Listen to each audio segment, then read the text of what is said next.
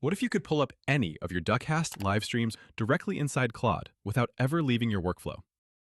Normally, if you're working inside Claude and need to review a video from your Dacast library, you'd have to jump over to the Dacast dashboard, find the stream, copy a link, and come back. It breaks your flow. With the Bitmovin MCP connected, Claude can reach straight into your Dacast content and play it right here in the chat. Claude grabs the stream details from Dacast, hands them to the Bitmovin player, and within seconds, you've got a fully working video player right inside the conversation. Setup takes about 30 seconds. Head to your Claude settings and open the organization settings.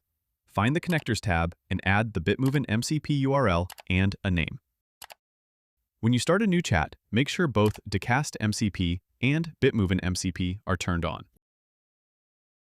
Bitmovin MCP plus Dacast in Claude. Simple to connect, powerful in practice.